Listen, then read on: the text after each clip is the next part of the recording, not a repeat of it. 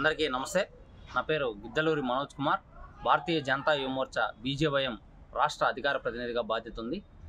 Big TV ప్రేక్షకులకు, అదేవిధంగా గూడూరు నియోజకవర్గ ప్రజానికానికి, అదేవిధంగా గూడూరు పుర ప్రజలకు, అధికారులకు, శ్రేయోభిలాషులకు, మిత్రులకు అందరికీ ప్రతి ఒక్కరికి నూతన సంవత్సరం మరియు సంక్రాంతి శుభాకాంక్షలు తెలియజేస్తున్నాం.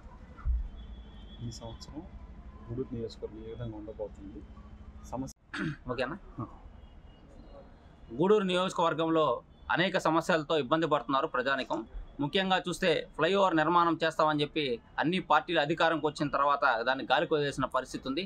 మేము ఒకటే చెప్తున్నాం, ఖచ్చితంగా బీజేపీ భారతీయ జనతా పార్టీ అధికారంలోకి వస్తే ఖచ్చితంగా ఫ్లైఓవర్ని నిర్మిస్తామని చెప్పి మేము ఖచ్చితంగా కళాఖండిగా చెప్తున్నాం. ఎందుకంటే ప్రజల యొక్క బాధలు మేము ఎరుగున్నాం కాబట్టి ఖచ్చితంగా ఫ్లైఓవర్ నిర్మిస్తాము. అదేవిధంగా గూడూరులో రోడ్ల పరిస్థితి కూడా అధ్వానంగా ఉంది. గూడూరు నియోజకవర్గంలో మనం చూస్తే అనేక ప్రాంతాల్లో రోడ్లు అధ్వానంగా ఉన్నాయి. ఎక్కడ వేసిన గొంగలు ఎక్కడే ఉన్నట్టు రోడ్లు ఎక్కడ కూడా కనీసం మరమ్మతులు చేయని పరిస్థితిలో ఉన్నారు. జగన్మోహన్ రెడ్డి గారి ప్రభుత్వం కానీ, గతంలో ఉన్న చంద్రబాబు నాయుడు గారి ప్రభుత్వం కానీ ఎక్కడా కూడా రోడ్లు సరిగ్గా మరమ్మతులు చేయని పరిస్థితి. అదే మేము అధికారంలోకి వస్తే ఖచ్చితంగా మేము ఒకటే చెప్తున్నాం, రోడ్లను మరమ్మతులు చేసి అదేవిధంగా ఎక్కడైతే రోడ్లు లేవో అక్కడ రోడ్లు వేస్తాము. అదేవిధంగా చూస్తున్నాం గూడూరు పరిస్థితి ఎట్లా ఉందంటే, మున్సిపాలిటీ పరిస్థితి ఎక్కడ చూసినా చెత్తా చెదారంతో అంటురోగాలు ఇవన్నీ కూడా ఉన్నాయి. మేము ఒకటే చెప్తున్నాం, మేము అధికారంలోకి వచ్చిన తర్వాత క్లీన్ గూడూరుగా, స్వచ్ఛ గూడూరుగా చేసి గూడూరుని ఒక ఆదర్శవంతమైన ఊరుగా ఈ ఆంధ్ర రాష్ట్రంలో కాదు దేశంలో కూడా అద్భుతమైన ఊరుగా మేము చూపిస్తాం. అదేవిధంగా మనం చూస్తున్నాం, ముఖ్యంగా గూడూరులో అనేక సమస్యలు ఉన్నాయి. మనం చూస్తుంటే అదేవిధంగా లైటింగ్, సెంట్రల్ లైటింగ్ అనేది లేదు. గూడూరుకి సెంట్రల్ లైటింగ్ ఏర్పాటు చేపిస్తాము. అదేవిధంగా ముఖ్యంగా గూడూరు ప్రజలకి ముఖ్యంగా గూడూరులో ఒక ఇన్స్టిట్యూషన్ కావాలి.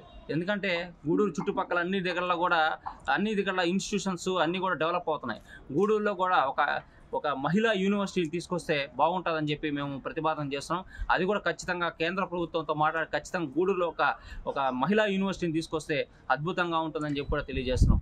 అదేవిధంగా గూడూరులో ఇంకా డెవలప్ అవడానికి సాఫ్ట్వేర్ పరంగా ఇంకేమన్నా ఆఫీసెస్ డెవలప్మెంట్ కోసం ఇంకా ఆటోమొబైల్స్ కానీ, ఆటో నగర్ కానీ ఏర్పాటు చేయడం కానీ, అదేవిధంగా జర్నలిస్టులకి కాలనీలు ఏర్పాటు చేయడం కానీ ఇవన్నీ కూడా ఖచ్చితంగా చేస్తామని చెప్పి మా పార్టీ తరఫున తెలియజేస్తున్నాం.